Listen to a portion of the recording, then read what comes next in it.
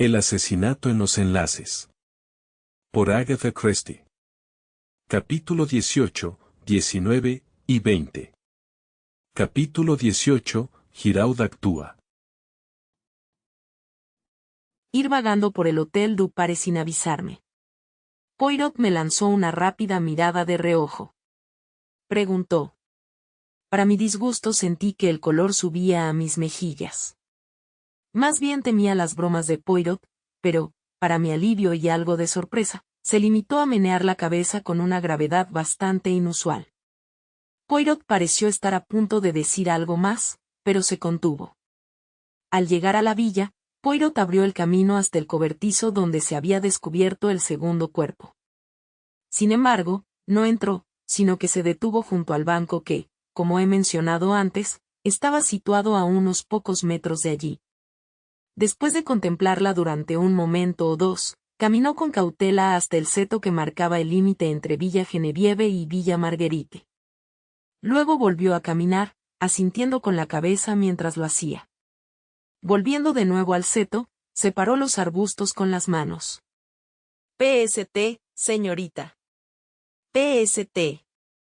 «Un momento, Sylvus Plaid». Me reuní con él en el momento en que Marthe Darboux, un poco sorprendida, se acercaba corriendo al seto a su llamada. «Una breve charla con usted, señorita, si está permitido». A pesar de su aquiescencia, sus ojos parecían preocupados y asustados. Su voz sonó bastante entrecortada y su mano izquierda se deslizó hasta su pecho. La palabra surgió débilmente entre sus labios entreabiertos. Fue un grito. El rostro de la niña estaba ceniciento. Había coraje y determinación en su rostro. En ese momento me di cuenta de que ella era una luchadora. Poirot también la observaba atentamente. «¿Sabe, por supuesto, que estuvo aquí la noche del asesinato?», preguntó. «¿Que alguien será Jack?». Ella lo miró directamente y usó las palabras que le había oído decir en el salón de su madre. Habló con una especie de energía desesperada, luego guardó silencio, frunciendo el ceño mientras pensaba. «Mademoiselle», dijo Poirot observándola atentamente, «¿no hay algo que usted guarde en secreto y que pueda decirnos?». Ella asintió perpleja. «¿Es esto?». El señor Giraud me hizo llamar, como último recurso, para ver si podía identificar al hombre que estaba allí. Hizo un gesto con la cabeza hacia el cobertizo. Aparté los arbustos y miré. Uno de los hombres era el señor Renaud y el otro era un vagabundo, una criatura de aspecto espantoso vestido con harapos sucios. Supuse que estaba pidiendo dinero alternativamente. En ese momento mamá me llamó desde la casa y tuve que irme, eso es todo, solo que estoy casi seguro de que el vagabundo y el hombre muerto en el cobertizo son la misma persona. Poirot lanzó una exclamación. «¿Pero por qué no lo dijo entonces, señorita?». «Porque al principio solo se me ocurrió que aquel rostro me resultaba vagamente familiar. El hombre vestía de otra manera y aparentemente pertenecía a una posición social superior. Pero dígame, señor Poirot, ¿no es posible que este vagabundo se atacó y mató al señor Renaud y le quitó la ropa y el dinero?». Una voz llamó desde la casa. «¿Y ella se escabulló entre los árboles?». Pregunté con cierta curiosidad. «Es una historia curiosa», y dijo Poirot, «pero creo que es la verdad absoluta». Sin saberlo, Mademoiselle Martha nos dijo la verdad en otro punto y, de paso, desmintió a Jack Renaud. ¿Se dio cuenta de su vacilación cuando le pregunté? ¿Qué le diría si vio a Marthe Darboux la noche del crimen? Hizo una pausa y luego dijo, me dio la información que quería. Cuando le pregunté si sabía que Jack Renaud estaba aquí esa noche, ella respondió, ver a Mademoiselle Martha. ¿A quién vio? Poirot se encogió de hombros. Plano. En consecuencia, algunos de los pelos son de longitud considerable. Pero me negué a permitirme enojarme. Pregunté cuando entramos al vestíbulo de Villa Genevieve. Pregunté dubitativo. La cara. Empecemos. Con cuidado y método, Poirot abrió cada cajón, examinó su contenido y los devolvió exactamente a su lugar. Fue un procedimiento singularmente aburrido y poco interesante. Poirot siguió avanzando entre cuellos, pijamas y calcetines. Un ronroneo afuera me atrajo hacia la ventana. Instantáneamente quedé galvanizado a la vida. Lloré. Gruñó Poirot.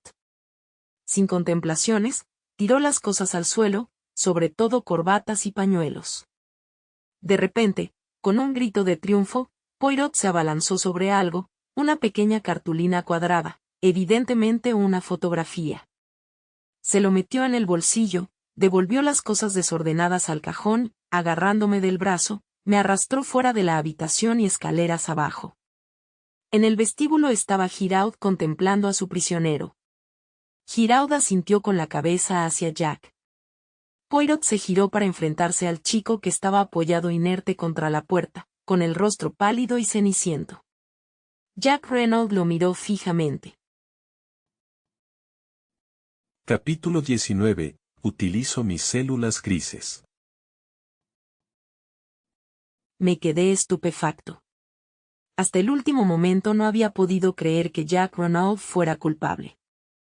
Esperaba una sonora proclamación de su inocencia cuando Poirot lo desafió. Pero ahora, observándolo mientras estaba de pie, blanco y flácido contra la pared, y escuchando la condenatoria admisión salir de sus labios, no dudé más. Pero Poirot se había dirigido a Giraud. Giraud lo miró dubitativo. Se debatía entre el deseo de negarse bruscamente y el placer de triunfar sobre su adversario. Se burló. El rostro de Giraud adquirió un tono rojo más intenso. Abrió de golpe la puerta del salón y entramos, dejando a Jack Reynolds al cuidado de los otros dos hombres. Dijo Poirot, preparándose para escuchar. Giraud lo fulminó con la mirada, pero continuó, la pelea de Reynolds con su padre y las amenazas que había utilizado. Ahora se estableció el motivo. Jack Reynolds estaba en Merlinville esa noche, lo que convirtió la sospecha en certeza. La segunda víctima, apuñalada con la misma daga. Sabemos cuándo fue robada. El capitán Hastings puede fijar la hora. Jack Reynolds, que llegó de Cherburgo, fue la única persona que pudo haberla tomado del hogar. Poirot interrumpió, llegada, y en el momento en que se presentó en la casa, sin duda, vio al capitán Hastings y a su compañero salir del cobertizo, se deslizó dentro y tomó el puñal, apuñaló a su cómplice en el cobertizo. Giraud se encogió de hombros. Pero no puede engañar al señor Giraud, murmuró Poirot. ¿Por quién mentirá una mujer? A veces por ella misma, normalmente por el hombre que ama, siempre por sus hijos. Esta es la última prueba, la irrefutable. Giraud hizo una pausa, sonrojado y triunfante. Poirot lo miró fijamente. Giraud se rió a carcajadas. Vi un rápido destello verde en los ojos de Poirot cuando se puso de pie. Preguntó suavemente. Giraud no respondió. La pregunta lo encontró desprevenido. Se encogió de hombros como para dar a entender que no tenía importancia. Poirot se dirigió hacia la puerta. Lo seguí. Jack Reynolds todavía estaba en el vestíbulo, con el rostro pálido y tonto, pero cuando salimos del salón, levantó bruscamente la vista. En ese mismo momento se oyó el sonido de unos pasos en la escalera. La señora Reynolds estaba bajando por él. Al ver a su hijo, de pie entre los dos mirmidones de la ley, se detuvo como petrificada. Él la miró con expresión seria.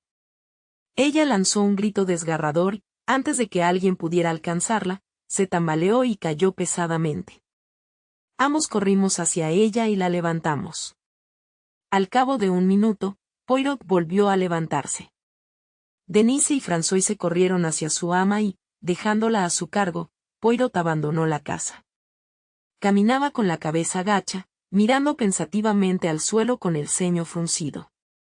Durante algún tiempo estuve en silencio, pero al fin me atreví a hacerle una pregunta. ¿Cree entonces, a pesar de las apariencias en contrario, que Jack Reynolds puede no ser culpable?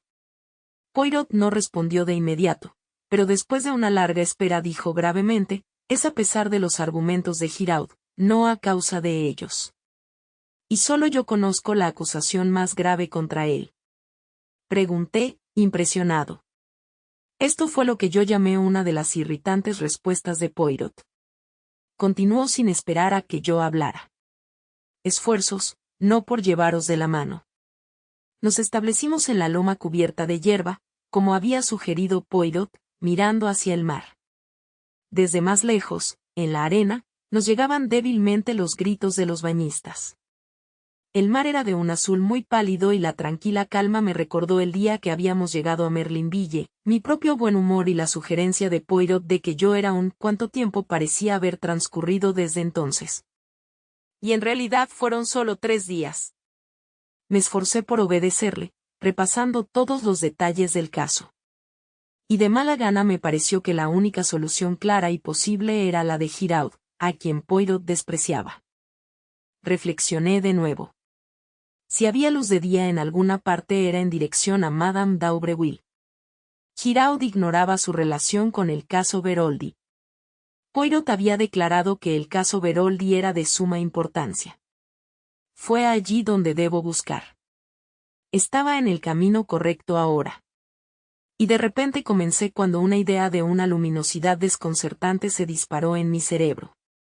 Temblando, elaboré mi hipótesis. Me senté y encendí una pipa. Preguntó Poirot con ojos brillantes. Capítulo 20. Una declaración sorprendente. Al momento siguiente, Poirot me abrazó cálidamente. Me sentí tan halagado por la aprobación del hombrecito que apenas pude continuar. Pero finalmente recogí mis pensamientos y continué.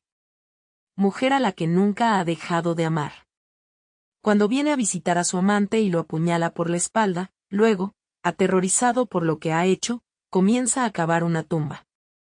Supongo que es probable que Madame d'Aubreville salga a buscar a su amante. Una escena terrible. La arrastra al cobertizo, y de pronto cae en un ataque epiléptico. Ahora, suponiendo que aparezca Jack Renaud, Madame d'Aubreville le cuenta todo, le señala las terribles consecuencias que tendrá para su hija este escándalo del pasado. Es revivido el asesino de su padre está muerto, que hagan todo lo posible para silenciarlo. Jack Renaud accede, va a la casa y se entrevista con su madre, ganándola para que acepte su punto de vista. Que le ha sugerido Madame d'Aubreville, se deja amordazar y atar. Bueno, Poirot, ¿qué opinas de esto? Me recliné, sonrojado por el orgullo de una reconstrucción exitosa. Poirot me miró pensativamente. Pero, ¿qué pasa con la forma en que vestían los 2 hombres? Sugiere que después de apuñalar a su víctima, Coneau se quitó la ropa, se la puso él mismo y volvió a colocar la daga. De Madame d'Aubreville por amenazas ese mismo día. ¿Por amenazas, eh? ¿En serio plantea esa suposición? Por supuesto. Podría haber amenazado con revelar su identidad a los Renaud, lo que probablemente habría puesto fin a todas las esperanzas del matrimonio de su hija. No podía chantajearla, porque ella tenía el látigo. George Coneau, recuerden, todavía es buscado por asesinato. Una palabra suya y corre peligro de ser guillotinado. Me vi obligado, aunque a regañadientes, a admitir la verdad de esto. La teoría es la verdad y dijo Poirot en voz baja. Y la verdad es necesariamente correcta. En tu teoría cometiste un error fundamental. Permitiste que tu imaginación te desviara con citas de medianoche y escenas de amor apasionadas. Pero al investigar el crimen debemos basarnos en los lugares comunes. ¿Debo demostrarle mis métodos? George Coneau. Ahora bien, la historia contada por Madame Beroldy ante el tribunal sobre los rusos era ciertamente una invención. Si ella era inocente de connivencia en el crimen, fue inventado por ella, y solo por ella como ella declaró. Si, por el contrario, no fuera inocente, podría haberlo inventado ella o George Coneau. George Coneau. Muy bien, George Coneau planeó el crimen con Madame Renaud como cómplice. Ella está en el centro de atención y detrás de ella hay una figura oscura cuyo alias desconocemos. Caso desde el principio, consignando cada punto significativo en su orden cronológico. ¿Tienes una libreta y un lápiz? Bien. Ahora bien, ¿cuál es el primer punto que debemos anotar? ¿La carta dirigida a usted? Esa fue la primera vez que supimos de ella, pero no es el comienzo adecuado del caso. El primer punto importante, debo decir, es el cambio que se produjo en el señor Renaud poco después de llegar a Merlinville, y que lo atestiguan varios testigos. También debemos considerar su amistad con Madame d'Aubreuil y las grandes sumas de dinero que le entregaron. Desde allí podemos llegar directamente al 23 de mayo. Poirot hizo una pausa, se aclaró la garganta y me hizo señas para que escribiera. 23 de mayo. El señor Renaud discute con su hijo por el deseo de éste de casarse con Marthe d'Aubreuil. El hijo se va a París. Pelea con un vagabundo en el jardín, presenciada por Marthe d'Aubreuil. Mientras la despide, sus palabras son: haga lo que me había dicho. Después de un momento, dije bastante dudoso: ya has oído lo que Stone dijo sobre su carácter y sus hábitos. Renaud no confirmó su opinión. Debemos confiar en Stone en ese punto. Aún así, si Renaud tuvo una aventura con una mujer llamada Bella, no parece improbable que tenga otra con Madame d'Aubreuil. En absoluto, te lo aseguro, Hastings. ¿Pero lo hizo? La carta, Poirot. Se te olvida la carta. ¿Pero qué le hace pensar que esa carta fue escrita para el señor Renaud? ¿Por qué la encontraron en su bolsillo y eso es todo? Interrumpió Poirot. No se mencionaba ningún nombre que mostrarle. ¿A quién iba dirigida la carta? Supusimos que era para el muerto porque estaba en el bolsillo de su abrigo. Ahora, mon ami, algo en ese abrigo me pareció inusual. Lo medí y observé que llevaba el abrigo muy largo. Ese comentario debería haberte dado que pensar. Más tarde me observó usted midiendo el abrigo del señor Jack Renaud. Bien, el señor Jack Renaud lleva su abrigo muy corto. Junté esos dos hechos con un tercero, a saber, que el señor Jack Renaud salió precipitadamente de su casa cuando partía hacia París, y dígame qué piensa de ello. El significado de las observaciones de Poirot me impactó. En medio de las prisas y la agitación, cogió el abrigo equivocado. Poirot asintió. Al día siguiente parece bastante claro. Fue el resultado directo de la pelea. Abrí los ojos sorprendido. ¿Y sin embargo le escribió cartas afectuosas a París? Lo miré por un momento. Telegrafió a su hijo y mandó llamarte. Una leve sonrisa cruzó los labios de Poirot. ¿Su hijo allí? Mantenido. Poirot meneó la cabeza. La corresponsal desconocida de Jack, y que fue ella quien vino a Villa Genevieve esa noche. No podemos estar seguros de si tenía intención de ver a Jack o de apelar a su padre, pero creo que podemos suponerlo. Esto es lo que ocurrió. Ella presentó su reclamo a Jack, probablemente mostró cartas que él le había escrito, y el hombre mayor intentó sobornarla extendiendo un cheque que ella rompió con indignación. Los términos de su carta son los de un. Lo repetí. Pregunté, desconcertado. Son las 10:30 cuando Bella Dubén se marcha, y por la evidencia del reloj de pulsera sabemos que el crimen se cometió, o al menos que fue preparado, antes de las 12. Hemos repasado todos los acontecimientos anteriores al asesinato. Solo queda uno sin colocar. Según el testimonio del médico, el vagabundo, cuando fue encontrado, llevaba muerto al menos 48 horas, con un margen posible de 24 horas más. Ahora, sin más datos que los que hemos comentado, considero que la muerte ocurrió en la mañana del 7 de junio. Lo miré estupefacto. ¿Pero cómo? ¿Por qué? ¿Cómo es posible que lo sepas? Porque solo de esa manera se puede explicar lógicamente la secuencia de los acontecimientos. Mon ami, te he llevado paso a paso en el camino.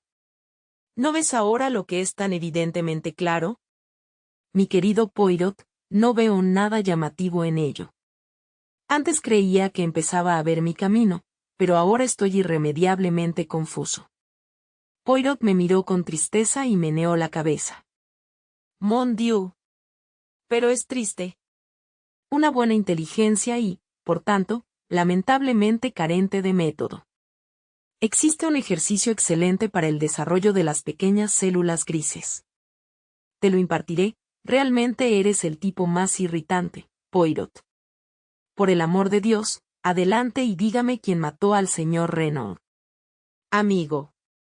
Recuerden que son 2 delitos los que estamos investigando, para los cuales, como les señalé, contamos con los 2 cadáveres necesarios. Ahí, nebus impacientes paz. Te lo explico todo. Para empezar, aplicamos nuestra psicología. Encontramos 3 puntos en los que el señor Renaud muestra un claro cambio de opinión y de acción, 3 puntos, por tanto, psicológicos. El primero ocurre inmediatamente después de llegar a Merlinville, el segundo después de discutir con su hijo por un tema determinado, el tercero en la mañana del 7 de junio. Ahora las 3 causas. Podemos atribuir el número 1 al encuentro con Madame d'Aubreville. El número 2 está indirectamente relacionado con ella, ya que se trata de un matrimonio entre el hijo del señor Renaud y su hija. Pero la causa del número 3 se nos oculta. Tenemos que deducirlo. Ahora, mon ami, déjame hacerte una pregunta. ¿Quién creemos que planeó este crimen? George Cornell, dije dubitativo, mirando a Poirot con cautela. Exactamente. Ahora Giraud estableció como axioma que una mujer miente para salvarse a sí misma, al hombre que ama y a su hijo. Como estamos convencidos de que fue George Cornell quien le dictó la mentira, y como George Cornell no es Jack Renaud, se deduce que el tercer caso queda fuera de los tribunales. Y, aun atribuyendo el crimen a George Cornell, el primero lo es igualmente. Así que nos vemos obligados a la segunda, que Madame Renaud mintió por el hombre que amaba, o en otras palabras, por George Cornell. ¿Estás de acuerdo con eso? Madame Renaud ama a George Cornell. ¿Quién es entonces George Cornell? El vagabundo. ¿Tenemos alguna prueba que demuestre que Madame Renaud amaba al vagabundo? No, pero, muy bien, entonces. No te aferres a teorías donde los hechos ya no las respaldan. Pregúntate mejor a quién amaba Madame Renaud. Sacudí la cabeza perplejo. ¿A quién amaba tanto Madame Renaud que cuando vio su cadáver se desmayó? Me quedé mirándolo estupefacto. ¿Su marido? Jadee. Poirot asintió. Su marido, o George Cornell, como prefiera. ¿No chantajeó muy eficazmente al señor Renaud? Eso puede ser bastante cierto, pero, ¿y no es un hecho que no sabemos nada de la juventud y la educación del señor Renaud? ¿Que de pronto surgió como franco-canadiense hace exactamente 22 años? Todo eso es cierto, dije con más firmeza, pero me parece que usted está pasando por alto un punto importante. ¿Qué es, amigo? ¿Amigo? Bueno, hemos admitido que George Cornell planeó el crimen. Eso nos lleva a la ridícula afirmación de que él planeó su propio asesinato. Gracias por acompañarnos en el libro de El asesinato en los enlaces. Por Agatha Christie. Capítulo 18, 19 y 20. Esperamos que haya disfrutado esta historia y, si lo hizo, considere darle me gusta, comentar, compartir y suscribirse.